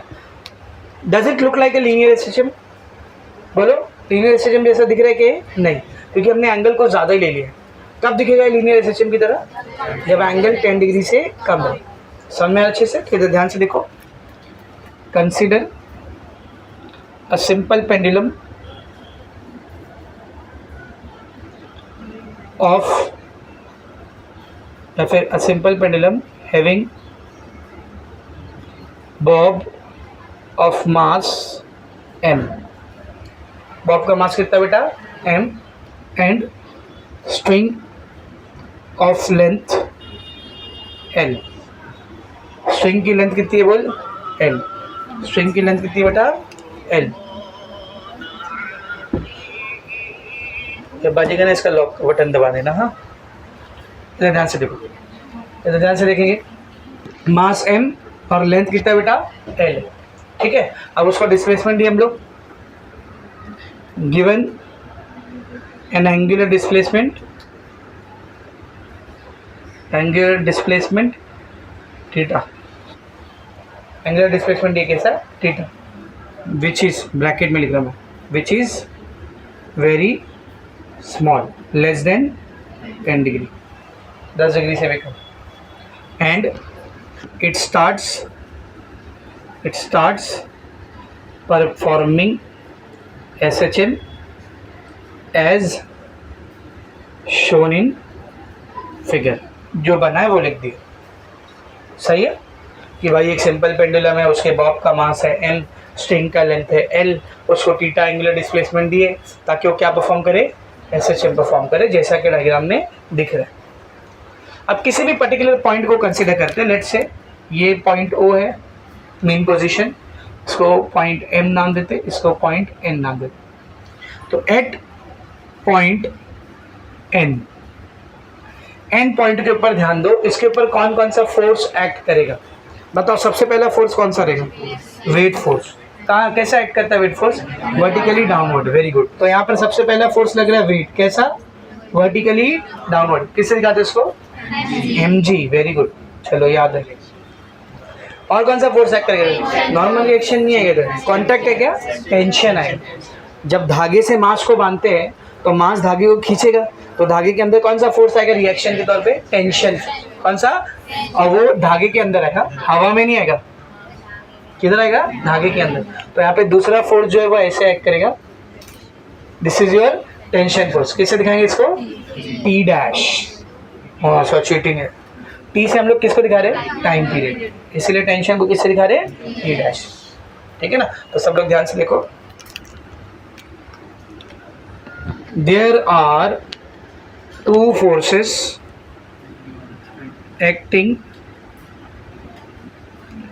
on the bob। कितने फोर्स एक्ट कर रहे हैं? 2 force. there are 2 forces acting on the bob। number 1 weight mg vertically downward। पहला फोर्स कौन सा एक्ट कर रहा है? mg। कैसा? Vertically downward. और दूसरा कौन सा है? Tension T dash along the string, along the string. अब बता, क्या ये mg टेंशन को बैलेंस कर रहा है? नहीं। ये दोनों फोर्स बैलेंस तो दिख नहीं रहे। और दूसरी बात, अगर सर इधर एसएचएम हो रहा है, अगर एसएचएम हो रहा है तो एसएचएम को मेंटेन रखने के लिए एक फोर्स होता है जो हमेशा मीन पोजीशन की तरफ एक्ट करता है। कौन सा? सेंट्रीपिटल बोल रहे थे, रीस्टोरिंग फोर्स। सर्कुलर मोशन चल रहा है, सेंट्रीपिटल फोर्स। हाँ, ऐसा ऐसा इधर ऐसा एसएचएम कर रहा है। एसएचएम को मेंटेन रखने के लिए वो फोर्स जो हमेशा मीन पोजीशन की तरफ डायरेक्टेड होता है, कौन सा फोर्स होता है? Restoring force. तो यहाँ पे ना तो मुझे रीस्टोरिंग फोर्स दिख रहा है और ना तो टेंशन बैलेंस होते हुए दिख रहा है। करेंगे कैसे? करेंगे रिजॉल्व करके। अब किसको रिजॉल्व करना है? टेंशन को नहीं, mg को। किसको रिजॉल्व करना है बोल? mg को। तो let us resolve this mg। इस mg को दो पार्ट में रिजॉल्व कर रहा हूँ मैं, देख। तो सर एक ऐसा वर्टिकल पार्ट आएगा और एक ऐसा हॉरिजॉन्टल पार्ट। ये वर्टिकल, ये हॉरिजॉन्टल।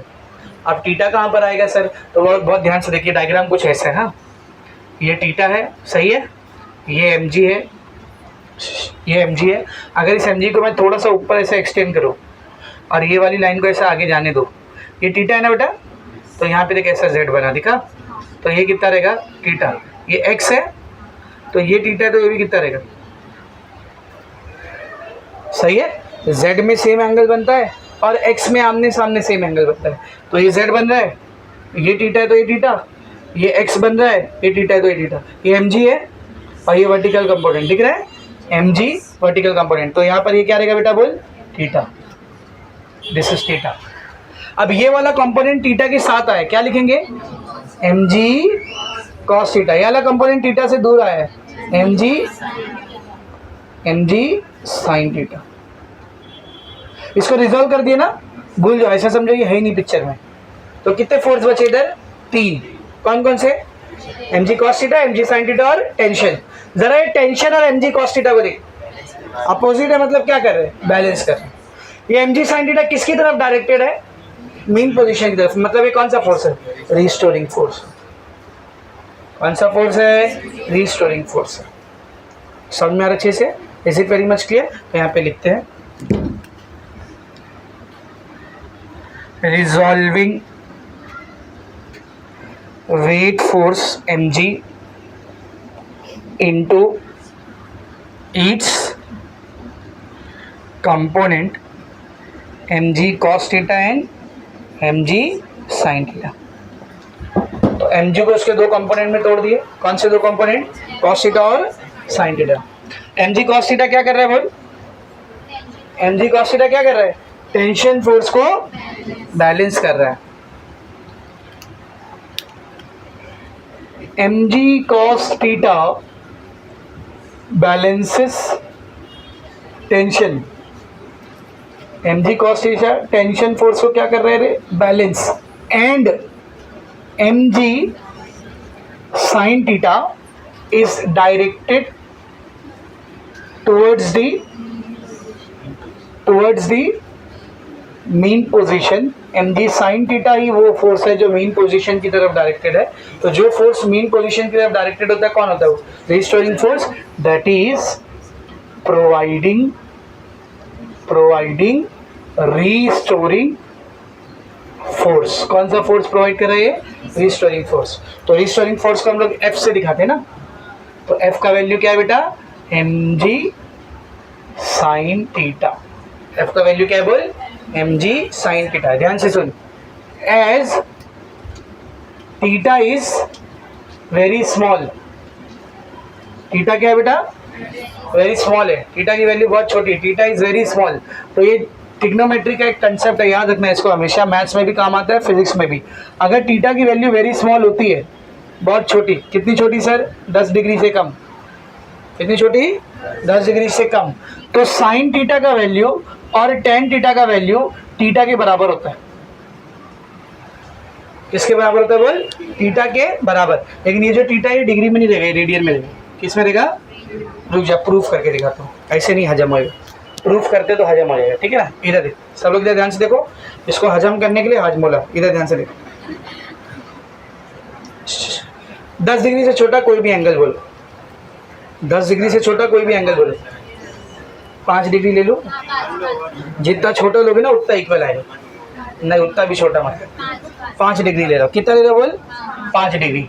अब इधर ध्यान से देखिए, डिग्री में 5 है ना, डिग्री में 5 है ना, इसको रेडियन में बदल पहले। तो रेडियन में कैसे बदलते हैं? Multiply by pi divide by 180। ये देखिए लिखा मैंने 5, उसको मैंने मल्टीप्लाई कर दिया पाई से, 5 into pi divide by 180। Answer आ रहा है 0.0826 रेडियन। दोनों इक्वल है ना, ये डिग्री में वो रेडियन में, बस इतना ही फर्क है। अब मैंने क्या बोला, जब टीटा बहुत स्मॉल होता है तो साइन टीटा और टेन टीटा की वैल्यू किसके बराबर आती है? टीटा की। देखते ही वैल्यू बराबर आ रही कि नहीं इसकी। साइन 5 डिग्री और टेन 5 डिग्री दोनों इस नंबर के बराबर आना चाहिए अप्रॉक्सीमेटली। तो पहले साइन लेते हैं। ये मैंने लिया साइन कितना डिग्री? 5 डिग्री। आंसर आ रहा है साइन 5 डिग्री का, साइन 5 डिग्री का आंसर आ रहा है 0.08715। ये 5 को हटा, 1 का क्या हो गया? नहीं है, इक्वल आया ना। रेडियन वाली वैल्यू देखो, डिग्री वाली नहीं, क्योंकि जब एंगल को अकेला लिखते तो कभी भी डिग्री में 11th में ही सिखाया रूल, एंगल जब अकेला लिखा जाता है बिना साइन कॉस टेन के, मल्टीप्लाई हो रहा होता है या नंबर की तरह अकेला आता है, तो उसको कभी भी डिग्री में नहीं लिखते हैं, इसमें लिखते हैं उसको रेडियन में। तो देखना रेडियन वाली वैल्यू के बराबर आए, सही है। टेन निकालते हैं, ten of 5 degree, ten of 5 degree की वैल्यू आ रही है, टेन ऑफ 5 डिग्री की वैल्यू आ रही है 0.0874। एग्जैक्टली सेम नहीं आई, लेकिन अप्रॉक्सीमेटली क्या है? सेम। यही अगर बड़ा एंगल ले लो मैं, ये 5 डिग्री की जगह 50 डिग्री ले लेता हूँ, अब नहीं आएगा इक्वल। देख 50 डिग्री को पहले रेडियन में बदलो, तो 50 इंटू पाए डिवाइड बाय 180। आंसर आ रहा है 0.8726। कितना आ रहा है? 0.8726। अब निकालता हूँ साइन 50। ये लिया मैंने साइन, ये लिया मैंने 50। साइन 50 आ रहा है, साइन 50 आ रहा है 0.766। क्या एग्जैक्टली इक्वल है? क्या अप्रॉक्सीमेटली इक्वल है? बहुत फर्क है, not equal at all. tan 50 भी अलग आएगा, देख tan 50 आ रहा है 1.19। अरे बाप रे बाप, देख सीधा फर्क देख कितने का। तो जब छोटा एंगल था तो वैल्यू सेम आ रही थी, बड़ा एंगल हो गया तो वैल्यू सेम। तो ये चीज़ याद रखना, जब भी टीटा वेरी स्मॉल होता है, 10 डिग्री से कम होता है, तो साइन टीटा और टेन टीटा की वैल्यू किसके बराबर होती है? टीटा।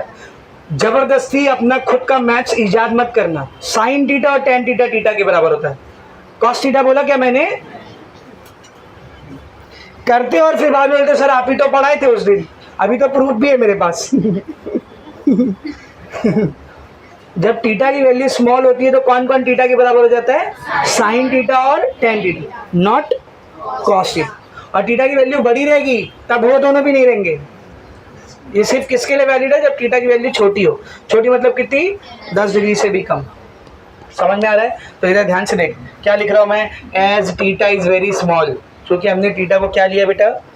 वेरी स्मॉल लिया कि नहीं? शुरू में लिखे ना, which is very small less than 10 degree लिए ना, ठीक है। तो हम लोग लिखेंगे as theta is very small, theta बहुत छोटा है, तो साइन टीटा का वैल्यू, साइन टीटा का वैल्यू अप्रॉक्सीमेटली किसके बराबर रहेगा? टीटा के। तो मैं साइन टीटा की जगह पे क्या रख सकता हूँ? देख f is equals to m g, sine theta की जगह पर क्या आ जाएगा? टीटा। साइन टीटा की जगह पर क्या आ जाएगा? टीटा। लेकिन अभी ये ना मेरे को हजम नहीं हो रहा है, अभी भी नहीं हो रहा है मेरे को। इसको देख करके ना ऐसा चुभ रहा है, ऐसे ही काय को चुभ रहा है, जरा ध्यान से देख। Just look at the theta, देख रहे हो? What is the direction of theta? ऐसा, अरे दिख रहा है? Look at F, what is the direction? ऐसा। टीटा ऐसा जा रहा है, एफ ऐसा आ रहा है, देख के आपको नहीं चुभ रहा है? चुभ रहा है ना? क्या होना चाहिए था बीच में? वाई दिस माइनस, समझा? माइनस क्यों है? माइनस क्यों समझा ना? माइनस क्यों समझा बेटा? नेगेटिव साइन, अरे सीख गए तुम लोग, indicates f and theta are opposite in direction. यहाँ तक ठीक? कोई दिक्कत यहाँ तक नहीं? चलो आगे देखते हैं इसको मैं बोलता हूँ इक्वेशन नंबर 1। अब अगर डायग्राम को आप नोटिस करोगे तो ऐसा एक ट्राइंगल बना है रफली। यहाँ पर क्या है बेटा? Theta. What is this length? ये लेंथ कितना है? एल। वेरी गुड, ठीक है ना? What will be this length? Amplitude नहीं रहेगा। मैं बोला क्या ये एक्सट्रीम पोजीशन है, displacement, very good. Mean position से डिस्प्लेसमेंट है ना, ये मीन पोजीशन से होने वाला डिस्प्लेसमेंट। अगर ये एक्सट्रीम पोजीशन होता तो एम्पलीट्यूड होता। मैं बोला कि एक्सट्रीम पोजीशन है, नहीं। तो what is this distance, x। तो जरा इस ट्रायंगल में साइन थीटा लगाओ, इन फिगर, ये जो फिगर है इस ट्रायंगल में साइन थीटा लगाओ। What is the formula of sine theta, opposite one hypotenuse, theta के अपोजिट में कौन है, x। हाइपोटेनियस ये कौन रहेगा, ये क्या है, अगर ये लेंथ ऑफ स्ट्रिंग है तो ये क्या है, लेंथ ऑफ स्ट्रिंग है। सर दोनों सेम कैसे हो सकता है बेटा, ये डिस्टेंस बहुत कम है ना, थीटा बहुत छोटा है, थीटा बहुत छोटा है, ये डिस्टेंस भी बहुत छोटा है, तो अपने आप ये दोनों लेंथ ऑलमोस्ट क्या हो जाएंगे, इक्वल। तो ये भी क्या रहने वाला है, बोल एल ही रहना है, ये भी लेंथ ऑफ स्ट्रिंग ही है, ये भी तो स्ट्रिंग ही है ना रे। तो x by L, x by L. पर थीटा तो बहुत स्मॉल है, साइन थीटा की जगह क्या रख सकता हूँ मैं, तो ये साइन थीटा की जगह पे क्या आ जाएगा, theta is equals to x by l. Put in equation 1, क्या बन जाएगी equation 1, F is equals to minus m g, theta की जगह पर क्या आ जाएगा बेटा, x by l, minus m g x by l. थोड़ा सा रीअरेंज करो, F is equals to minus m g by l into l को इधर ले लो। What is m, mass of bob, value बदलेगी क्या उसकी, मास तो फिक्स रहता है, जितने किलो का है उतने किलो का ही रहेगा। What is g, acceleration due to gravity 9.8, fix value है उसकी भी। What is l, length of the string. Definition में ही हमने पढ़ा कि जो स्ट्रिंग है वो लाइट होनी चाहिए और इन एक्सटेंसिबल होनी चाहिए। इन एक्सटेंसिबल मतलब लेंथ चेंज नहीं हो सकता उसका, एक्सटेंड नहीं होना चाहिए वो, तो लेंथ भी क्या है, फिक्स। एम भी फिक्स है, जी भी फिक्स है, एल भी फिक्स है, मतलब ये पूरा क्या है, कांस्टेंट। ये पूरा कांस्टेंट और ये इक्वल टू, तो जब भी कांस्टेंट और इक्वल टू हटता है तो प्रोपोर्शनैलिटी की साइन आती है। तो हम लोग लिखेंगे since m g and l are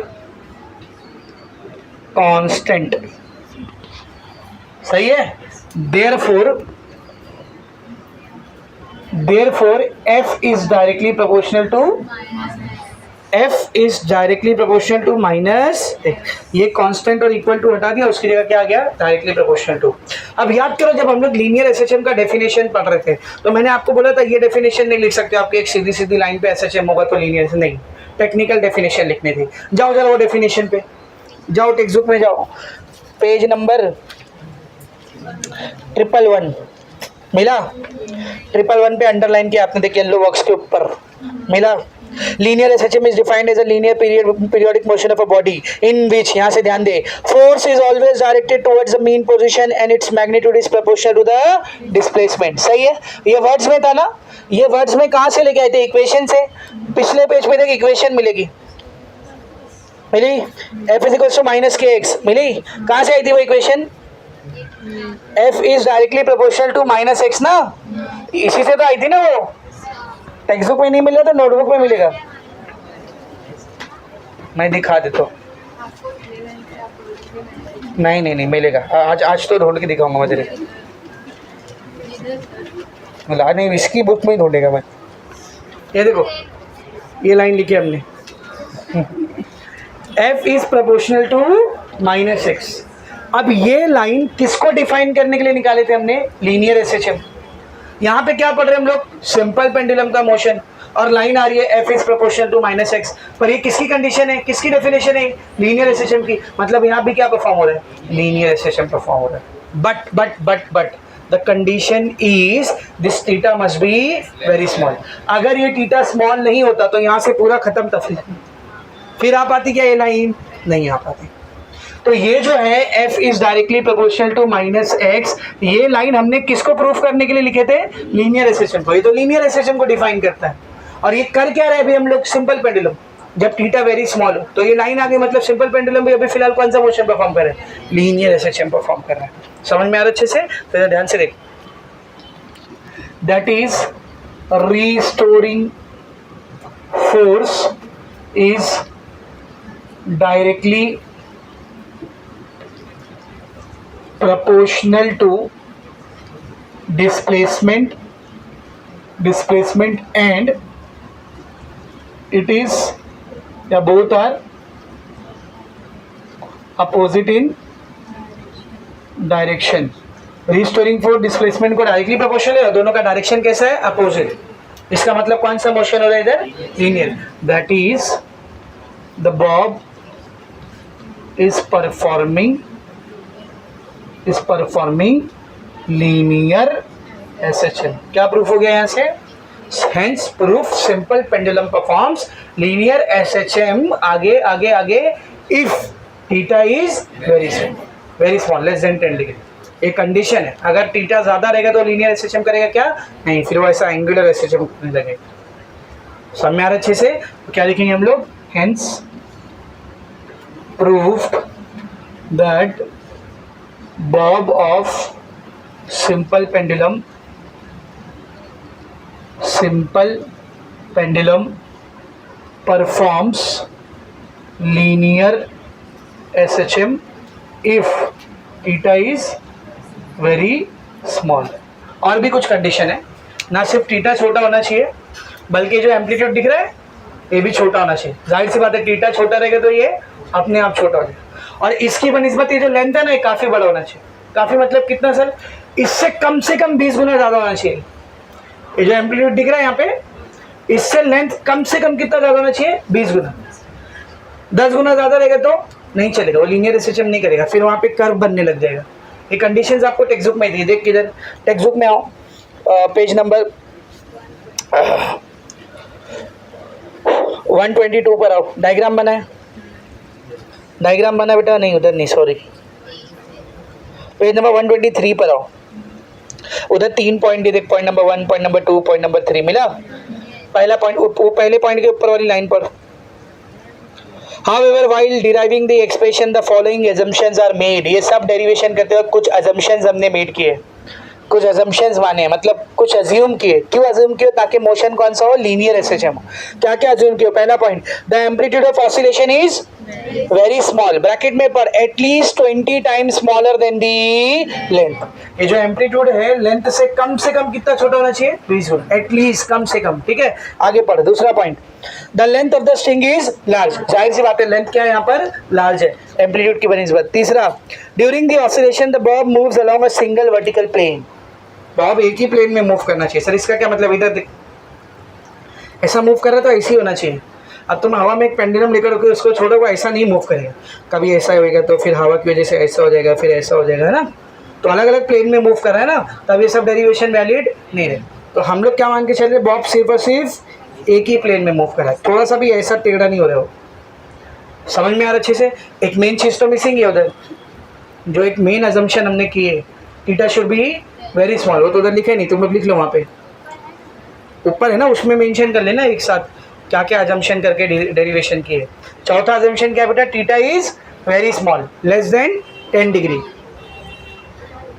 side में इधर उधर जहाँ जगह दिख रही लिखो वहीं पे फटाफट, theta is very small less than 10 degree.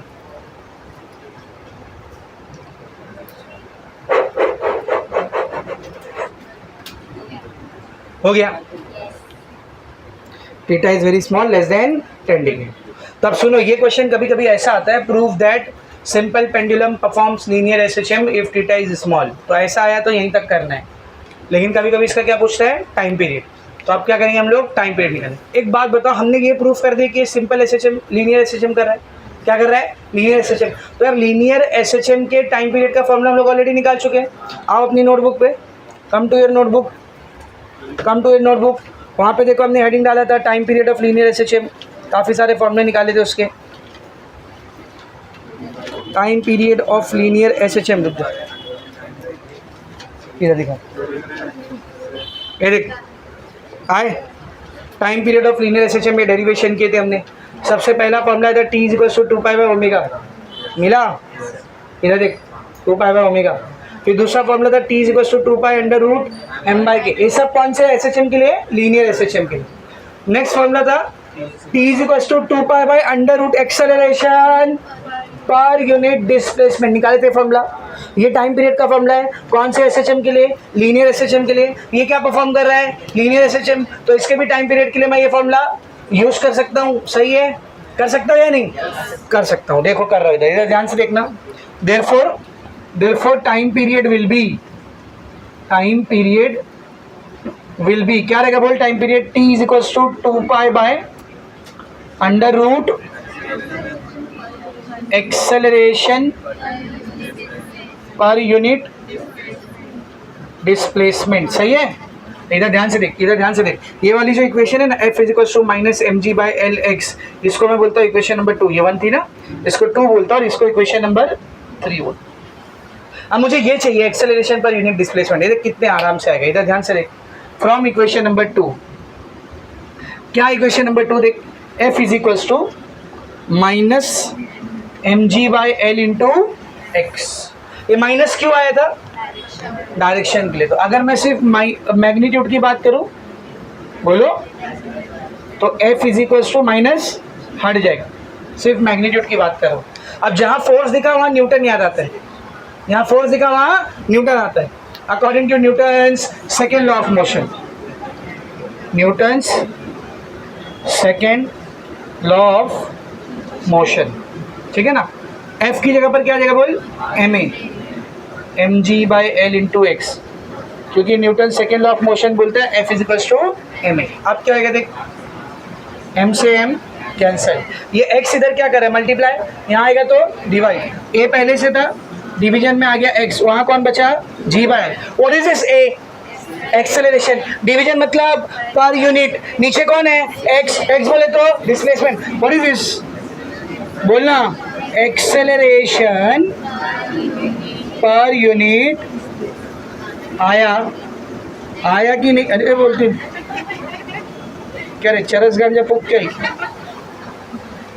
मैं बोला, मैं उससे पूछा नहीं आते तो बोलती नहीं, मैं बोला आया तो बोलती नहीं, कह रहे नाश्ते में क्या बुक क्या ही रे।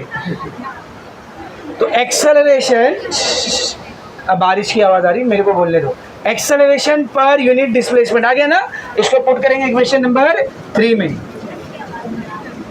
पुट इन 3, उसको इक्वेशन नंबर 3 में रखेंगे, क्या हो जाएगा equation number 3,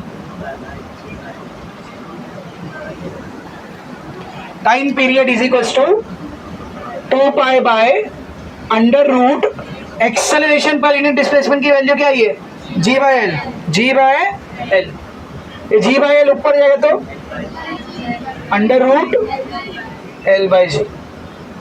this is the formula for time period of linear sorry simple pendulum, time period of simple pendulum, T is equal to 2 pi under root l by जी। समझ में एकदम अच्छे से कैसा किए, is it very much clear. अब इधर ध्यान से सुनना, इधर ध्यान से सुनो, कभी कभी पूछता है लॉज ऑफ सिंपल पेंडुलम, क्या पूछता है बोल, लॉज ऑफ सिंपल पेंडुलम, एकदम आसान है, इसी से आएगा देख लॉज ऑफ सिंपल पेंडुलम, ध्यान से देखना। पहला, time period is directly proportional to, बेटा इसको इसको इसको ये तीनों को कांस्टेंट मान लो तो बचा कौन, एल, तो टाइम पीरियड डायरेक्टली प्रोपोर्शनल है किसको, रूट ऑफ एल को, ये रूट खा गए क्या, टाइम पीरियड डायरेक्टली प्रोपोर्शनल है किसको, रूट ऑफ एल को, तो time period is directly proportional to square root of, बोलना square root of length of string, सही है। ये पहला लॉ है टाइम सिंपल पेंडुलम कि सिंपल पेंडुलम का जो टाइम पीरियड होता है वो लेंथ ऑफ स्ट्रिंग को स्क्वायर रूट को क्या होता है, डायरेक्टली प्रोपोर्शनल, मतलब डायरेक्टली प्रोपोर्शनल मतलब एक बढ़ेगा तो दूसरा भी बढ़ेगा, तो लेंथ जैसे जैसे बढ़ाते जाओगे टाइम पीरियड भी क्या होता जाएगा, बढ़ते जाएगा। दूसरा दूसरा दूसरा इधर ध्यान से देखना, टाइम पीरियड इज, इधर इसको 2 पाई और एल को कांस्टेंट रख दो, समझ जी चेंज हो रहा है, सर जी कैसे चेंज हो सकता होता है रे, एक्सेलरेशन ड्यू टू ग्रेविटी भी वेरी करता है, याद है ना, हाइट पे जाएंगे तो वेरी करता है, जमीन के अंदर जाएंगे तो वेरी करेगा, लैटिट्यूड चेंज करेंगे, अर्थ के ऊपर ही अलग अलग पॉइंट पे जाएंगे, पोल पे अलग है, इक्वेटर पे अलग है, याद है ना, सब कहाँ पढ़े हो, 11th के ग्रेविटेशन चैप्टर में, समझ में आ रहा है। खैर उसके डिटेल में नहीं जा रहा मैं, 2 पाई और एल कांस्टेंट और टाइम पीरियड जी पे डिपेंड कर रहा है, ऊपर आ रहा है नीचे, मतलब इनवर्सली प्रोपोर्शनल, तो time period is inversely proportional to बोल square root of acceleration due to gravity, यानी स्क्वायर रूट ऑफ जी। ये आ गया दूसरा। तो लॉ ऑफ सिंपल पेंडुलम में 2 लॉ समझे अच्छे से, अभी खत्म नहीं हुआ। सुन तीसरा लॉ, क्या इस फॉर्मूले में कहीं भी m आया है? m, what do you mean by m? Mass of Bob, यानी सिंपल पेंडुलम का टाइम पीरियड बॉब के मास पर डिपेंड नहीं करता है। समझ में आ रहा है? तो तीसरा इधर ध्यान से देख, टाइम पीरियड इज इंडिपेंडेंट, सही है ना, independent of mass of Bob. क्यों लिखा है इसे, समझा ना? क्योंकि फॉर्मूले में m आ ही नहीं रहा है। ठीक है, रुको जरा, भी हुआ नहीं। चौथा, क्या इस फॉर्मूले में एम्पलीट्यूड है कहीं पर? a है क्या एम्पलीट्यूड? नहीं, मतलब एम्पलीट्यूड के ऊपर भी डिपेंड नहीं कर रहा है। तो चौथा पॉइंट, टाइम पीरियड, बोलना time period is independent of amplitude a। बस खत्म। ये 4 लॉज है, laws of simple pendulum. Now see question कैसे आ सकते हैं, ध्यान से सुनेंगे सब लोग।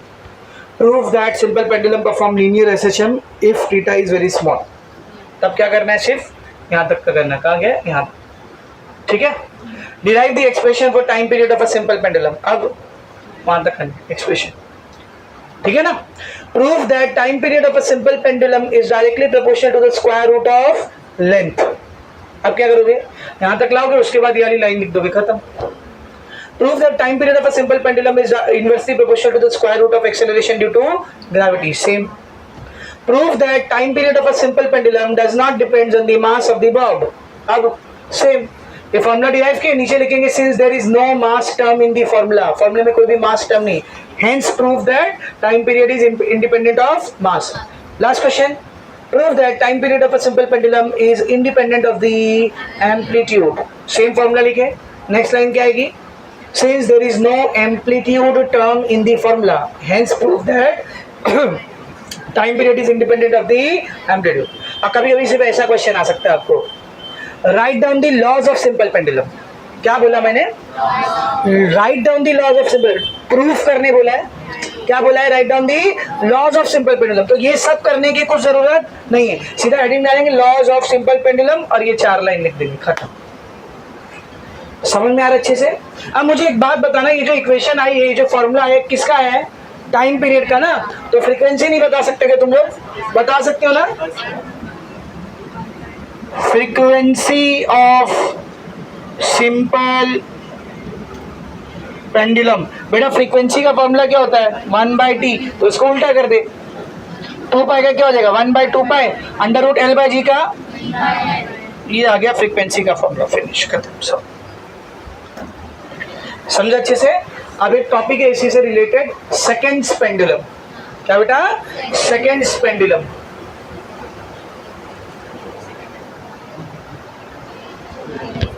उसके ऊपर न्यूमेरिकल भी है, ठीक है। सेकेंड्स पेंडुलम से कल स्टार्ट करेंगे हम लोग, ठीक है ना।